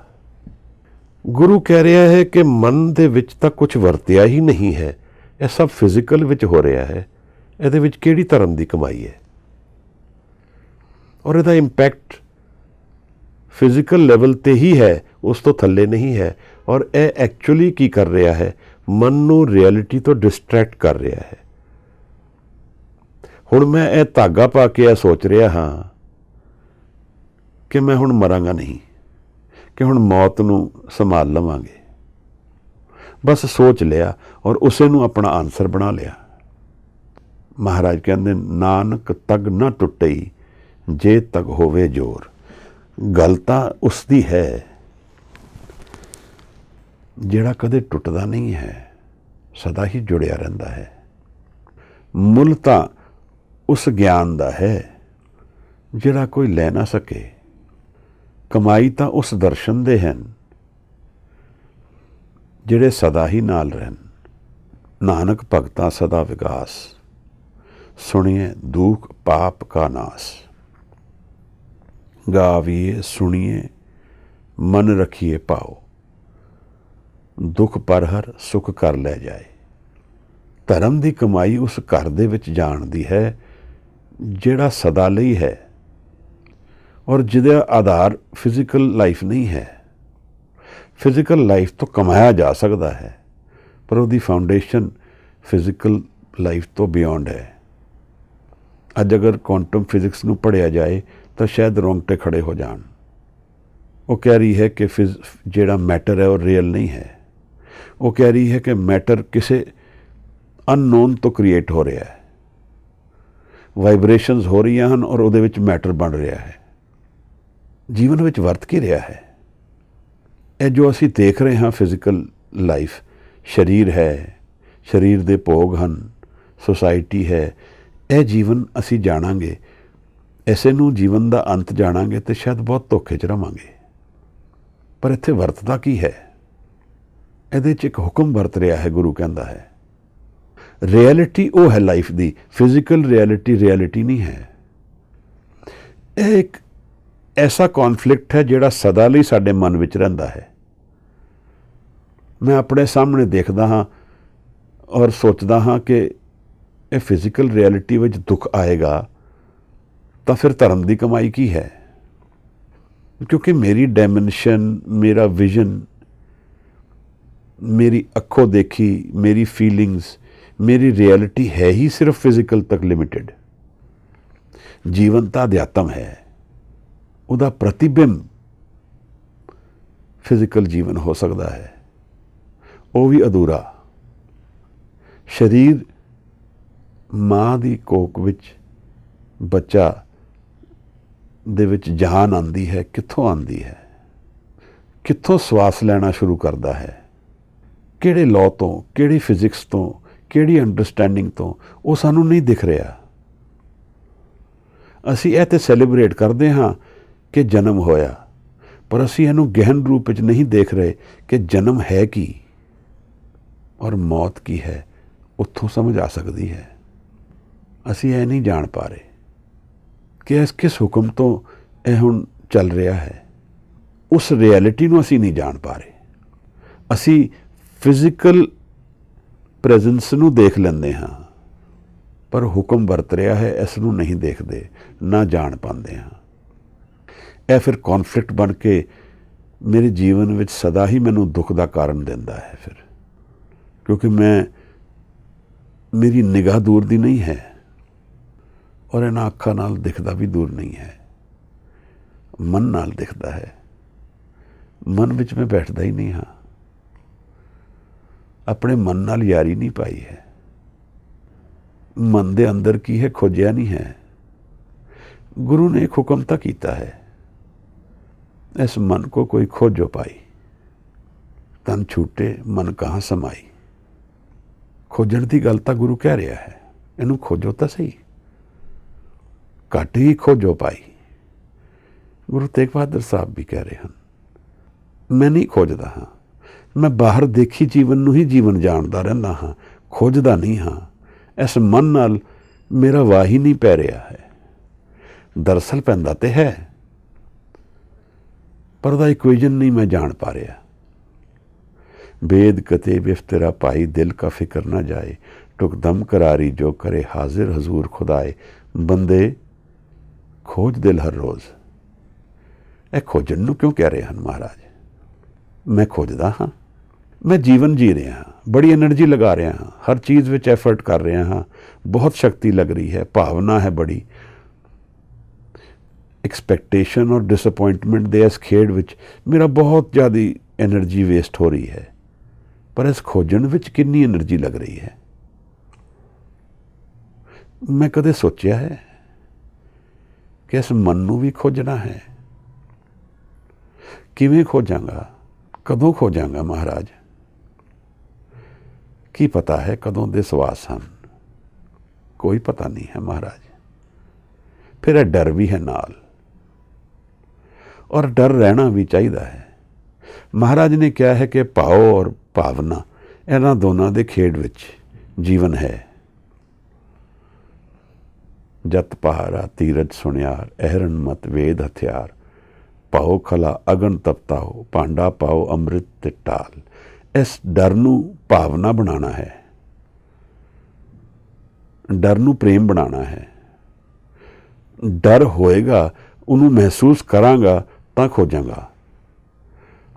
पर अजकल असी बहुत इस तरह के फंक्शनस जिवें अज महाराज सानू समझा रहे हैं, असी बड़े ही बना लए हैं। बकरा खाया और उहदे विच जनेऊ पै गया और धर्म कमाया गया। असी कितनी ही डिस्ट्रैक्शनस जीवन की बना लईआं हैं, जिथे असी गवाच ही गए हाँ, और मन की गल तो बड़ी दूर चली गई है महाराज। हुण तो मन फिर वेवर करता है, बैठते ही परेशान हो जाता है। जबकि जद गुरु सानू समझाता है नाम की गल, तो बड़ी निराली गल करता है। उठत बैठत सोवत जागत, वो तो बिल्कुल फिजिकल पैराडाइम तो तोड़ देंदा है नाम नू। ना तो सौण दे विच रुक रहा है, ना उठण और बैठण विच रुक रहा है, ना चलदे और रुकण विच रुक रहा है। नाम सदा हाजिर है महाराज, किसी भी अवस्था के कंट्रोल च नहीं है। बस नाम और मन दे जुड़न की गल है, पर जुड़ गया मान दे नाल। मन और मान जुड़िया है, मन और नाम नू जोड़ना है, इहदे विच खोजना है महाराज। गुरु मेरे ते कृपा करे, मैं जीवन नू इस खोज विच लगा दियां हजूर। निरंकार दी दया हो जाए, वो अपने भेद खोलने किसी जरिए तो सानू दे दे। मंगांगा तो देगा ना। सो स्थान बतावो मीता, जाके हर हर कीर्तन नीता। वो मन का स्थान दस दो हजूर। मांगो दान ठाकुर नाम, अवर कछु मेरे संग ना चाले। यह रियलिटी मैनू नहीं जान रही कि मेरे नाल की जाएगा, तो मैं डरदा ही नहीं हाँ, डिस्ट्रैक्टेड ही रहना हाँ, और डिस्ट्रैक्शन विच ही सारा जीवन बह जाता है। बस उहदे गोल पोस्ट बदलते रहंदे हैं। पढ़ लीए, विआह कर लीए, कमा लीए, बच्चे पाल लीए, गोल पोस्ट बदलते जा रहे हैं। निगाह ऊर्जा शक्ति सब इहदे विच ही लगी है, पर इहदे पार की है, इहदे पिछे की वरत रहा है। यह दुख क्यों मेरे नाल चलता है? प्रश्न पुछण वाले हैं हजूर। नाम नू मन विच खोजना है साहिब जी। महाराज सानू समझाते हैं ਨਾਨਕ ਤਗ ਨਾ ਟੁੱਟਈ ਜੇ ਤਗ ਹੋਵੇ ਜ਼ੋਰ। ਜੇ ਇਸ ਧਾਗੇ ਵਿੱਚ ਦਮ ਹੋਏ, ਜ਼ੋਰ ਹੋਏ ਤਾਂ ਕਾਹਦਾ ਟੁੱਟੇਗਾ। ਮਿਲਣ ਹੋ ਗਿਆ ਤਾਂ ਫਿਰ ਕੋਈ ਨਹੀਂ ਵਿਛੋੜਾ ਕਰ ਸਕੇਗਾ। ਮਹਿਲਾ ਪਹਿਲਾ। ਨਾ ਮੰਨੀਏ ਪਤ ਉਪਜੇ ਸਾਲਾਹੀ ਸੱਚ ਸੂਤ।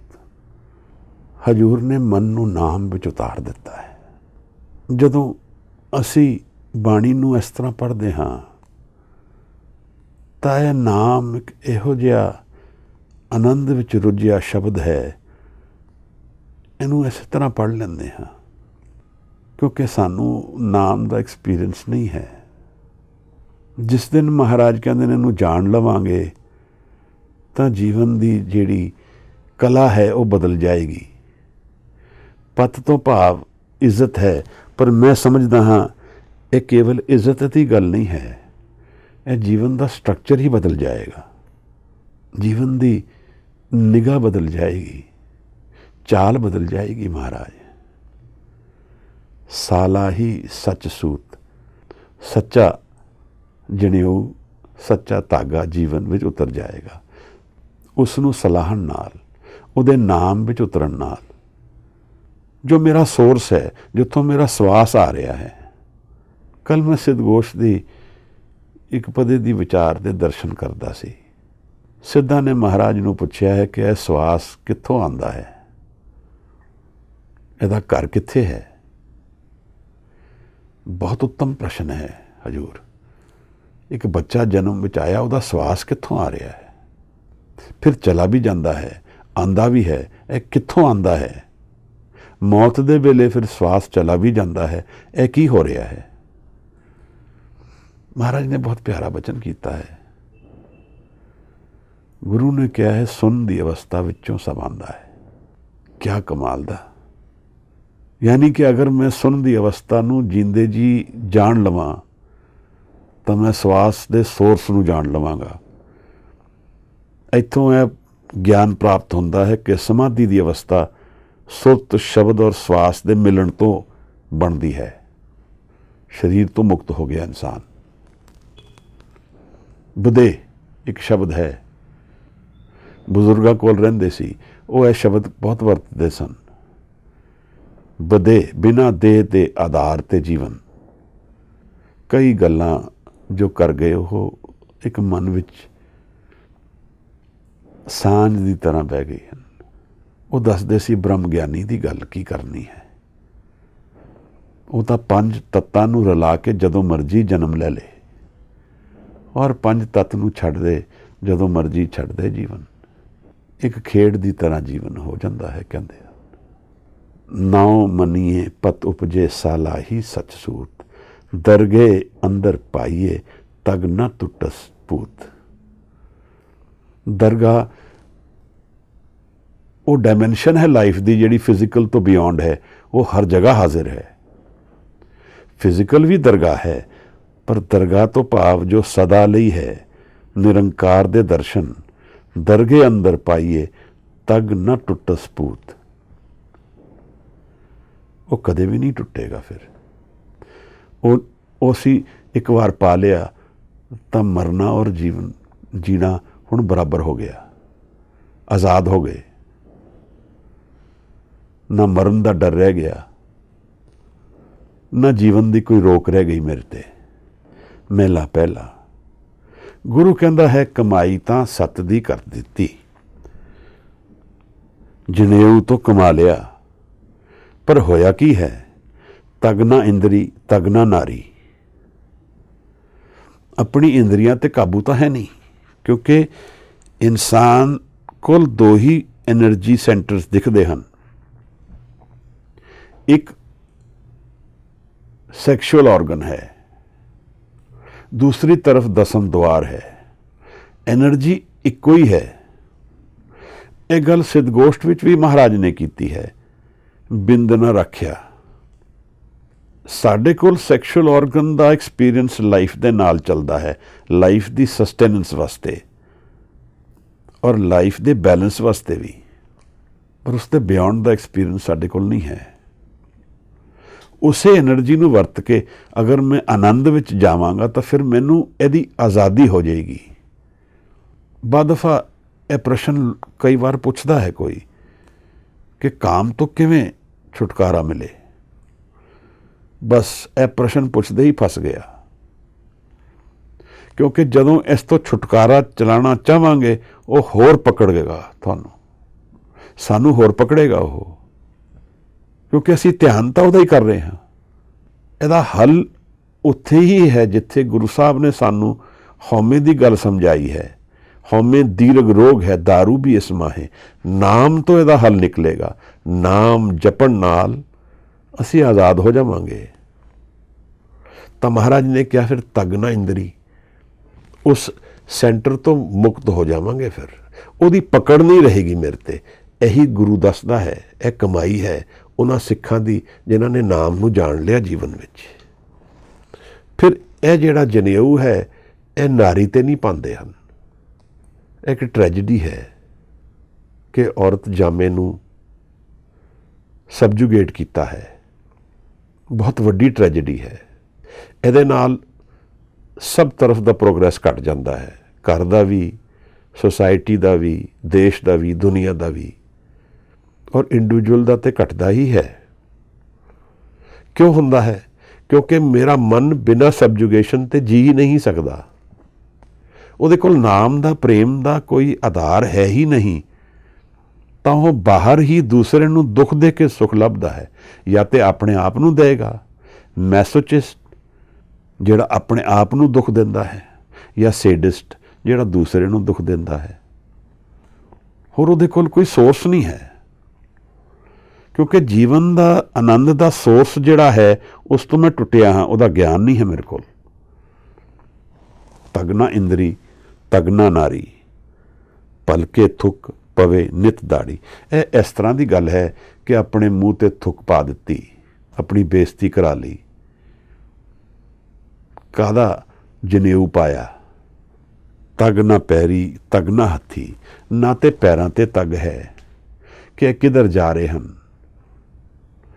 ਨਾ ਹੱਥਾਂ ਤੇ ਤਗ ਹੈ ਇਹ ਕੀ ਕਰ ਰਹੇ ਹਨ। ਤਾਂ ਗੁਰੂ ਕਹਿੰਦਾ ਹੈ ਕਿ ਅਗਰ ਧਰਮੀ ਕਮਾਈ ਹੋਏਗੀ ਤਾਂ ਉਹਦੇ ਲੱਛਣ ਪ੍ਰਗਟਣਗੇ ਮੇਰੇ ਕੈਰੈਕਟਰ ਦੇ ਵਿੱਚ, ਮੇਰੇ ਜੀਵਨ ਦੇ ਵਿੱਚ, ਮੇਰੀ ਚਾਲ ਦੇ ਵਿੱਚ। ਤਗ ਨਾ ਜੀਵਾਂ ਤਗ ਨਾ ਅੱਖੀ, ਨਾ ਤਾਂ ਮੇਰੀ ਜ਼ਬਾਨ ਤੇ ਮੈਨੂੰ ਕੋਈ ਧਾਗਾ ਲੱਗਿਆ ਹੈ, ਨਾ ਤੇ ਜ਼ਬਾਨ ਤੇ ਮੈਨੂੰ ਕੰਟਰੋਲ ਹੈ। ਤਾਂ ਇਹ ਚੀਜ਼ਾਂ ਨਾਮ ਤੋਂ ਆਉਂਦੀਆਂ ਹਨ। ਗੁਰੂ ਕਹਿ ਰਿਹਾ ਕਿ ਜਦੋਂ ਨਾਮ ਮਿਲੇਗਾ, ਕੰਠ ਲਾਏ ਅਵਗੁਣ ਸਭ ਮੇਟੇ। ਇਹ ਨਾਮ ਦੇ ਮਿਲਣ ਨਾਲ ਸਭ ਅਵਗੁਣ ਮਿਟ ਜਾਂਦੇ ਹਨ, ਕਿਉਂਕਿ ਮਨ ਦੇ ਤਹਿ ਦੇ ਵਿੱਚ ਰੋਗ ਖਤਮ ਹੋ ਜਾਂਦੇ ਹਨ। ਵੇ ਤੱਗਾ ਆਪੇ ਹੱਥੇ ਵੱਤੇ। ਤਾਂ ਬਿਨਾਂ ਕਿਸੇ ਕੰਟਰੋਲ ਦੇ, ਬਿਨਾਂ ਕਿਸੇ ਚੇਂਜ ਦੇ ਸੁਸਾਇਟੀ ਵਿੱਚ ਫਿਰਦਾ ਹੈ। ਧਾਗਾ ਇੱਕ ਪਾ ਕੇ ਇਹ ਆਪਣੇ ਆਪ ਨੂੰ ਔਰ ਦੁਨੀਆ ਨੂੰ ਦਿਖਾਵਾ ਕਰਦਾ ਹੈ ਕਿ ਮੈਂ ਧਰਮ ਨੂੰ ਜਾਣ ਲਿਆ। ਇਹ ਸਿਰਫ ਜਨੇਊ ਦੀ ਗੱਲ ਨਹੀਂ ਹੈ, ਇਹ ਅਸੀਂ ਕਕਾਰਾਂ ਦੀ ਵੀ ਗੱਲ ਕਰ ਸਕਦੇ ਹਾਂ, ਜਾਂ ਹੋਰ ਧਰਮਾਂ ਦੇ ਵਿੱਚ ਵੀ ਜੋ ਚਿੰਨ੍ਹ ਵਰਤੇ ਜਾਂਦੇ ਹਨ ਉਹਨਾਂ ਦੀ ਵੀ ਕਰ ਸਕਦੇ ਹਾਂ। ਕੇਵਲ ਚਿੰਨ੍ਹ ਪਾ ਕੇ, ਨਾਮ ਦੀ ਕਮਾਈ ਨਾ ਕਰਕੇ ਜੀਵਨ ਰੋਗ ਦੇ ਗ੍ਰਸਤ ਹੈ। ਇਹਦੇ ਵਿੱਚ ਕੋਈ ਡਿਬੇਟ ਨਹੀਂ ਹੈ। ਇਹ ਰੋਗੀ ਹੈ ਮਨ, ਔਰ ਉਹ ਹੋਏਗਾ ਹੀ। ਕੇਵਲ ਨਾਮ ਇਹਦਾ ਦਰਵਾਜ਼ਾ ਹੈ ਮਹਾਰਾਜ। ਨਹੀਂ ਤੇ ਮੇਰੇ ਵਰਗੇ ਕਾਲੇ ਕੱਪੜੇ ਵਾਲੇ ਤੁਸੀਂ ਵੀ ਰਹੋਗੇ। ਲੋਕੀ ਦਰਵੇਸ਼ ਕਹਿਣਗੇ, ਪਰ ਮਨ ਤਾਂ ਕਾਲਾ ਹੀ ਹੈ। ਗੁਨਾਹਾਂ ਦਾ ਭਰਿਆ ਹਾਂ ਮੈਂ। ਇਸੇ ਤਰ੍ਹਾਂ ਆਪ ਵੀ ਹੋ ਜਾਓਗੇ। ਮਹਾਰਾਜ ਕਹਿੰਦੇ ਹਨ, ਵਟ ਧਾਗੇ ਅਵਰਾ ਕੱਤੇ। ਆਪਣੇ ਹੱਥਾਂ ਨਾਲ ਵਟਦਾ ਹੈ, ਧਾਗੇ ਬਣਾਉਂਦਾ ਹੈ ਤੇ ਹੋਰਾਂ ਨੂੰ ਪਾਉਂਦਾ ਹੈ। ਲੈ ਭਾੜ ਕਰੇ ਵਿਆਹੋ, ਪੈਸੇ ਲੈਂਦਾ ਹੈ ਤੇ ਵਿਆਹ ਕਰਦਾ ਹੈ। ਇਹ ਅਸੀਂ ਦੱਸਦੇ ਹਾਂ ਕਿ ਜੋ ਲੋਕ ਆਪਣੇ ਆਪ ਨੂੰ ਹੁਣ ਧਰਮੀ ਕਹਾ ਗਏ, ਪੰਡਤ ਹੋ ਗਏ, ਜਾਂ ਸਾਡੀ ਕੌਮ ਵਿੱਚ ਵੀ ਜਿਹੜੇ ਆਪਣੇ ਆਪ ਨੂੰ ਧਰਮੀ ਕਹਾ ਦਿੰਦੇ ਹਨ, ਗੁਰਦੁਆਰਿਆਂ ਦੇ ਮੈਂਬਰ ਹੋ ਗਏ, ਧਰਮੀ ਹੀ ਕਹਾ ਰਹੇ ਹਨ ਆਪਣੇ ਨੂੰ, ਧਰਮ ਦੇ ਠੇਕੇਦਾਰ ਬਣ ਗਏ। ਕੱਢ ਕਾਗਤ ਦੱਸੇ ਰਾਹੋ, ਫਿਰ ਉਹਦੀ ਉਹ ਐਸਟਰੋਲੋਜੀ ਬਣਾਉਂਦਾ ਹੈ, ਉਹਦੇ ਕਾਗਜ਼ ਨਾਲ ਦੱਸਦਾ ਹੈ ਕਿ ਇਸ ਤਰ੍ਹਾਂ ਜੀਵਨ ਬਤੀਤ ਕਰਨਾ ਹੈ। ਗੁਰੂ ਸਮਝਾਉਂਦੇ ਹਨ ਕਿ ਮਨ ਦੇ ਵਿੱਚ ਗਿਆਨ ਨਹੀਂ ਹੈ, ਇਹ ਕਿਹਦਾ ਪਖੰਡ ਕਰਦੇ ਹਾਂ ਅਸੀਂ। ਸੁਣ ਵੇਖੋ ਲੋਕਾਂ ਇਹ ਵਿਡਾਨ। ਗੁਰੂ ਕਹਿੰਦੇ ਹਨ ਸੁਣੋ ਵੇਖੋ, ਇਹ ਅਚਰਜ ਗੱਲ ਦੇਖ ਲਓ ਦੁਨੀਆ ਦੀ। ਮਨ ਅੰਧੇ ਨਾਉ ਸੁਜਾਨ। ਮਨ ਤੋਂ ਅੰਨਾ ਹੈ, ਦੁਨੀਆ ਨੂੰ ਗਿਆਨਵਾਨ ਕਹਾਉਂਦਾ ਹੈ, ਔਰ ਅਸੀਂ ਵੀ ਇਹੋ ਜਿਹੇ ਲੋਕਾਂ ਨੂੰ ਗਿਆਨਵਾਨ ਕਹਿੰਦੇ ਹਾਂ। ਮਨ ਦੇ ਵਿੱਚ ਗਿਆਨ ਹੈ ਕਿ ਨਹੀਂ ਹੈ ਮਹਾਰਾਜ? ਇਹ ਹੈ ਟੱਚਸਟੋਨ, ਮਨ ਜੀਤੇ ਜਗ ਜੀਤ। ਗੁਰੂ ਨਾਨਕ ਸਾਹਿਬ ਉਸ ਧਰਮ ਦੀ ਕਮਾਈ ਦਾ ਕੋਈ ਮੁੱਲ ਨਹੀਂ ਪਾਉਂਦੇ ਜਿਹੜੀ ਸਿਰਫ ਦਿਖਾਵੇ ਵਾਸਤੇ ਹੈ, ਜਾਂ ਜਿਹਦਾ ਮਨ ਤੇ ਕੋਈ ਅਕਸ ਨਹੀਂ ਹੈ, ਜਾਂ ਜਿਹਦੇ ਵਿੱਚ ਮਨ ਦੇ ਵਿੱਚ ਆਨੰਦ ਦੇ ਦਰਵਾਜ਼ੇ ਨਹੀਂ ਖੁੱਲੇ ਹਨ, ਜਾਂ ਜਿਹੜਾ ਮਨ ਹੁਣ ਨਾਮ ਵੱਲ ਨਹੀਂ ਟੁਰ ਰਿਹਾ ਹੈ। ਮਨ ਨੂੰ ਖੋਜਣਾ ਹੈ ਹਜ਼ੂਰ। ਗੁਰੂ ਦੀ ਬਾਣੀ ਵਿਚਾਰਦਾ ਹਾਂ, ਅਰਦਾਸ ਅੰਤਰਮਨ ਤੋਂ ਗੁਰੂ ਨੂੰ, ਸੰਗਤ ਨੂੰ ਇਹੀ ਹੋਣੀ ਚਾਹੀਦੀ ਹੈ ਕਿ ਮਨ ਨੂੰ ਖੋਜਣ ਦੀ ਪ੍ਰੇਰਨਾ ਮੈਨੂੰ ਮਿਲੇ, ਮੈਂ ਮਨ ਨੂੰ ਖੋਜਾਂ, ਇਹਨਾਂ ਮਨ ਦੀ ਤਹਿਾਂ ਦੇ ਥੱਲੇ ਜਾ ਕੇ ਇਹਦੇ ਆਨੰਦ ਨੂੰ ਲੱਭਣ ਦਾ ਯਤਨ ਕਰਾਂ, ਤਾਂ ਹੋ ਸਕਦਾ ਹੈ ਗੁਰਪ੍ਰਸਾਦ ਜੀਵਨ ਵਿੱਚ ਵਰਤ ਜਾਏ। ਅਗਰ ਨਹੀਂ ਵਰਤਿਆ ਤਾਂ ਜੀਵਨ ਨਰਕ ਹੈ, ਨਰਕ ਹੀ ਰਹੇਗਾ, ਆਵਾਗਮਨ ਵਿੱਚ ਹੀ ਰਹੇਗਾ। ਵਰਤ ਗਿਆ ਤਾਂ ਇਸ ਤੋਂ ਆਜ਼ਾਦ ਹੋ ਜਾਏਗਾ ਇਨਸਾਨ। ਭਗਤ ਕਬੀਰ ਦਾ ਇੱਕ ਸ਼ਬਦ ਹੈ, ਗੁਰੂ ਗ੍ਰੰਥ ਸਾਹਿਬ ਮਹਾਰਾਜ ਵਿੱਚ ਨਹੀਂ ਹੈ। ਉਹ ਇੱਕ ਚਾਦਰ ਦੀ ਗੱਲ ਕਰਦੇ ਹਨ, ਜਿਉਂ ਕਿ ਤੋਂ ਧਰ ਦੀਨੀ ਚਦਰੀਆ। ਉਹ ਕਹਿੰਦੇ ਜਿਵੇਂ ਮਿਲੀ ਸੀ ਉਸ ਤਰ੍ਹਾਂ ਮੈਂ ਚਾਦਰ ਛੱਡ ਕੇ ਆਜ਼ਾਦ ਹੋ ਗਿਆ। ਇਹ ਸਰੀਰ ਮਿਲਿਆ ਹੈ, ਮੈਂ ਐਸੇ ਨੂੰ ਛੱਡ ਕੇ ਆਜ਼ਾਦ ਹੋ ਗਿਆ। ਇੱਕ ਨਿਰਾਲੇ ਦੇਸ਼ ਦੀ ਗੱਲ ਹੈ, ਆਸ਼ਕਾਂ ਦੀ ਗੱਲ ਹੈ। ਜਿਹੜੇ ਆਸ਼ਿਕ ਦੁਨੀਆ ਨੂੰ ਦੇ ਸੱਤ ਦੇ ਆਸ਼ਿਕ ਹਨ, ਉਹਨਾਂ ਤੇ ਨਾਮ ਤਾਂ ਨਸ਼ਾ ਚੜ੍ਹਦਾ ਹੈ। ਹਜ਼ੂਰ ਕਹਿੰਦੇ ਹਨ ਮਨ ਅੰਧਾ ਨਾਉ ਸੁਜਾਨ। ਮਨ ਤੋਂ ਅੰਧਾ ਹੈ, ਆਪਣੇ ਨਾਮ ਨੂੰ ਦੁਨੀਆ ਵਿੱਚ ਇਹ ਕਹਿੰਦਾ ਹੈ ਮੈਂ ਜਾਣਦਾ ਹਾਂ, ਆਪਣੇ ਆਪ ਨੂੰ ਵੀ ਧੋਖਾ ਦਿੰਦਾ ਹੈ। ਲੋਕੀ ਵੀ ਆਪਣੇ ਆਪ ਨੂੰ ਧੋਖਾ ਦਿੰਦੇ ਹਨ। ਪੌੜੀ। ਸਾਹਿਬ ਹੋਏ ਦਇਆਲ, ਕਿਰਪਾ ਕਰੇ ਤਾਂ ਸਾਈਂ ਕਾਰ ਕਰਾਏ ਸੀ।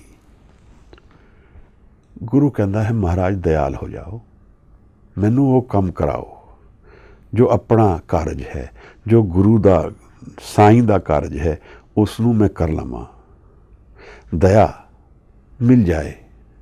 ਇੱਕ ਅਰਦਾਸ ਹੈ, ਨਾਮ ਬਖਸ਼ ਦਿਓ ਮਹਾਰਾਜ। ਸੋ ਸੇਵਕ ਸੇਵਾ ਕਰੇ ਜਿਸ ਨੂੰ ਹੁਕਮ ਮਨਾਏ ਸੀ। ਹੁਣ ਗੱਲ ਇੱਥੇ ਪੋਟੈਂਟ ਆ ਜਾਂਦੇ ਹਨ, ਇੱਕ ਤਾਂ ਸੇਵਕ, ਇੱਕ ਹੁਕਮ ਔਰ ਇੱਕ ਦਇਆ। ਸੇਵਕ ਮੈਂ ਤਾਂ ਬਣ ਪਾਵਾਂਗਾ ਜਦੋਂ ਮੈਂ ਮਨ ਨੂੰ ਅਰਪਣ ਕਰਨ ਦੇ ਯਤਨ ਕਰਾਂਗਾ।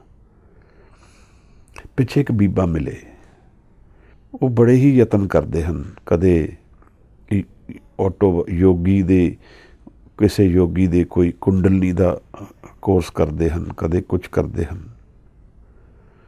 ਤਾਂ ਮੈਂ ਪੁੱਛਿਆ ਇਹਦੇ ਪਿੱਛੇ ਕਿ ਨਹੀਂ, ਮੈਂ ਜੀਵਨ ਦੇ ਸਰਚ ਕਰ ਰਹੀ ਹਾਂ। ਤਾਂ ਇਹ ਸਰਚ ਕੁੰਡਲਨੀ ਦੀ ਕੋਰਸ ਕਰਨ ਨਾਲ ਕਿਸ ਤਰ੍ਹਾਂ ਹੋ ਜਾਏਗਾ ਮਹਾਰਾਜ? ਇਹ ਹੁੰਦਾ ਉਲਟਾ ਹੈ। ਮਨ ਨੂੰ ਅਰਪਣ ਕਰਨਾ ਹੈ, ਸੇਵਕ ਬਣਨਾ ਹੈ। ਇਹੋ ਜਿਹੇ ਕੋਰਸਿਸ ਕਰਕੇ ਮੈਂ ਮਨ ਨੂੰ ਹੋਰ ਤਾਕਤਵਰ ਕਰ ਦਿੰਦਾ ਹਾਂ, ਮਨ ਹੋਰ ਦ੍ਰਿੜ ਹੋ ਜਾਂਦਾ ਹੈ, ਭਾਵਨਾ ਜਿਹੜੀ ਹੈ ਉਹ ਉਸ ਤੋਂ ਉਤਰ ਜਾਂਦੀ ਹੈ। ਪਰ ਅਸੀਂ ਤਾਂ ਇਹੀ ਜਾਣਦੇ ਹਾਂ ਕਿ ਸਭ ਕੁਝ ਮੈਨੂੰ ਪਤਾ ਹੈ। ਗੁਰੂ ਨੇ ਆਸਾ ਦੀ ਵਾਰ ਦੇ ਸ਼ੁਰੂ 'ਚ ਹੀ ਕਹਿ ਦਿੱਤਾ ਕਿ ਮਨ ਦਾ ਰੋਗ ਕੀ ਹੈ, ਕਿ ਮੈਂ ਸਭ ਕੁਝ ਜਾਣਦਾ ਹਾਂ।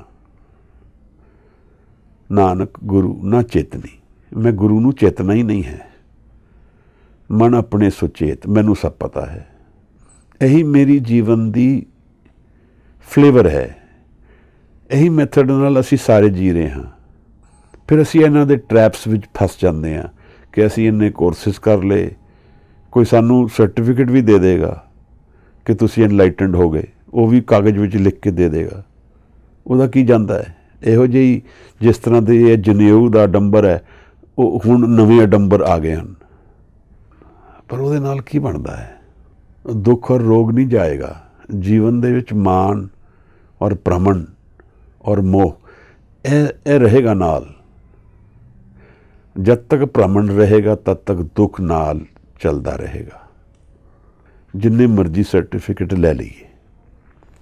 ਮਹਾਰਾਜ ਕਹਿੰਦੇ ਹਨ, ਸੋ ਸੇਵਕ ਸੇਵਾ ਕਰੇ ਜਿਸ ਨੂੰ ਹੁਕਮ ਮਨਾਏ ਸੀ। ਹੁਕਮ ਦੇ ਵਿੱਚ ਨਾਮ ਦੇ ਨਾਲ ਰਿਲੇਸ਼ਨਸ਼ਿਪ ਹੈ, ਕਿਉਂਕਿ ਹਉਮੈ ਗਿਰਦੀ ਹੈ ਨਾਮ ਨਾਲ। ਤਾਂ ਮੈਂ ਹੁਕਮ ਦੇ ਵਿੱਚ ਲੀਨ ਹੋ ਸਕਦਾ ਹਾਂ। ਹੁਕਮ ਮੰਨੇ ਹੋਵੇ ਪ੍ਰਵਾਨ, ਤਾਂ ਖਸਮੇ ਕਾ ਮਹਿਲ ਪਾਏ ਸੀ। ਨਾਮ ਨੂੰ ਜਪਣਾ ਉਹਦਾ ਹੁਕਮ ਹੈ ਮਹਾਰਾਜ। ਪ੍ਰਵਾਨ ਹੋਣਾ ਉਹਦੀ ਦਇਆ ਹੈ। ਗਾਵੀਏ ਸੁਣੀਏ ਮਨ ਰੱਖੀਏ ਪਾਓ, ਦੁੱਖ ਪਰ ਹਰ ਸੁੱਖ ਕਰ ਲੈ ਜਾਏ। ਪ੍ਰਵਾਨ ਔਰ ਦਇਆ ਦੇ ਵਿੱਚ ਆ ਗਿਆ ਹੈ ਮਹਾਰਾਜ। ਫਿਰ ਤਤ ਗਿਆਨ ਜਾਣ ਲਿਆ ਹੈ। ਗੁਰੂ ਕਹਿੰਦੇ ਹਨ, ਹੁਕਮ ਮੰਨੇ ਹੋਵੇ ਪ੍ਰਵਾਨ, ਤਾਂ ਖਸਮੇ ਕਾ ਮਹਿਲ ਪਾਏ ਸੀ। ਇਹ ਮਹਿਲ ਕਿਹੜਾ ਹੈ ਹਜੂਰ? ਜਿਹੜਾ ਕਦੇ ਗਿਰੇਗਾ ਨਹੀਂ। ਮਹਿਲ ਤੋਂ ਭਾਵ ਹੈ ਉਹ ਮਨ ਦੀ ਅਵਸਥਾ ਜਿਹੜੀ ਸਦਾ ਵਿਗਾਸ ਵਿੱਚ ਹੈ। ਇਹੀ ਤਾਂ ਹੈ ਨਾ ਮਹਿਲ। ਕੋਈ ਜੀਵਨ ਵਿੱਚ, ਦੁਨੀਆ ਵਿੱਚ ਬਹੁਤ ਬੜੇ ਮਹਿਲ ਵਿੱਚ ਰਹਿੰਦਾ ਹੈ, ਉਹਦਾ ਸੁੱਖ ਭੋਗਦਾ ਹੈ, ਉਹਦੇ ਆਨੰਦ ਵਿੱਚ ਰਹਿੰਦਾ ਹੈ, ਉਹ ਵਰਤ ਕਿੱਥੇ ਰਿਹਾ? ਉਹਦੇ ਮਨ ਵਿੱਚ ਵਰਤ ਰਿਹਾ। ਉਹਦਾ ਮਨ ਵਿਗਾਸ ਵਿੱਚ ਹੈ। ਮਹਿਲ ਗਿਰੇਗਾ ਤਾਂ ਮਨ ਦੁੱਖ ਵਿੱਚ ਹੋ ਜਾਏਗਾ, ਜਾਂ ਮਹਿਲ ਛੱਡਣਾ ਪਏਗਾ ਤਾਂ ਦੁੱਖ ਵਿੱਚ ਹੋ ਜਾਏਗਾ। ਪਰ ਗੁਰੂ ਕਹਿੰਦਾ ਖਸਮ ਦਾ ਮਹਿਲ ਹੈ, ਮਨ ਵਿੱਚ ਆਨੰਦ ਵਰਤ ਰਿਹਾ ਹੈ। ਖਸਮ ਦਾ ਮਹਿਲ ਕਦੇ ਛੱਡਣਾ ਨਹੀਂ ਪਏਗਾ। ਤਾਂ ਇਹ ਖਸਮੇ ਪਾਵੇ ਸੋ ਕਰੇ, ਮਨੋਂ ਚੰਦਿਆਂ ਸੋ ਫਲ ਪਾਏ ਸੀ। ਹੁਣ ਮਨ ਔਰ ਹੁਕਮ ਦੇ ਵਿੱਚ ਕੋਈ ਭੇਦ ਨਹੀਂ ਰਹਿ ਗਿਆ। ਤਾਂ ਜੋ ਫੁਰਨਾ ਹੈ ਉਹੀ ਹੁਕਮ ਹੈ, ਜੋ ਹੁਕਮ ਹੈ ਉਹੀ ਫੁਰਨਾ ਹੈ। ਕੌਨਫਲਿਕਟ ਨਹੀਂ ਹੈ ਹੁਣ ਲਾਈਫ ਵਿੱਚ। ਮਨੋਂ ਚੰਦਿਆ ਸੋ ਫਲ ਪਾਏ ਸੀ। ਜੋ ਮਨ ਚਾਹੁੰਦਾ ਹੈ ਉਹ ਫਲ ਮਿਲਦਾ ਹੈ। ਇਹ ਮਹਾਰਾਜ ਨੇ ਕਈ ਵਾਰ ਸਾਨੂੰ ਬਾਣੀ ਵਿੱਚ ਸਮਝਾਇਆ ਹੈ। ਜਪ ਮਨ ਸਤਨਾਮ ਸਦਾ ਸਤਨਾਮ, ਹਲਤ ਪਲਤ ਮੁਖ ਉਜਲ ਹੋਈ ਹੈ। ਉਹਦੇ ਵਿੱਚ ਇੱਕ ਪੰਕਤੀ ਵਿੱਚ ਸਾਹਿਬ ਦੱਸਦੇ ਹਨ ਫਿਰ ਕਿ ਜੋ ਅਸੀਂ ਚਾਹੁੰਦੇ ਹਾਂ ਉਹੀ ਮਿਲ ਜਾਂਦਾ ਹੈ। ਇੱਛਾ ਪੁਰਖ ਸਰਬ ਸੁਖ ਦਾਤਾ, ਜਾ ਕੇ ਬਸ ਹੈ ਕਾਮ ਤੇਨਾ। ਮਹਾਰਾਜ ਸਾਨੂੰ ਉਸ ਜੀਵਨ ਬਾਰੇ ਦੱਸ ਰਹੇ ਹਨ ਜਿਹੜਾ ਇਸ ਫਿਜ਼ੀਕਲ ਤੋਂ ਬਿਯੋਂਡ ਦਾ ਜੀਵਨ ਹੈ। ਖਸਮੇ ਪਾਵੇ ਸੋ ਕਰੇ, ਮਨੋਂ ਚੰਦਿਆਂ ਸੋ ਫਲ ਪਾਏ ਸੀ। ਜੋ ਖਸਮ ਪਾਉਂਦਾ ਹੈ ਉਹੀ ਕਰਦਾ ਹੈ, ਔਰ ਜੋ ਮਨ ਵਿੱਚ ਫੁਰਨਾ ਹੈ ਉਹ ਉਹਨੂੰ ਮਿਲਦਾ ਹੈ। ਤਾਂ ਦਰਗੇ ਪੈਂਦਾ ਜਾਏ ਸੀ।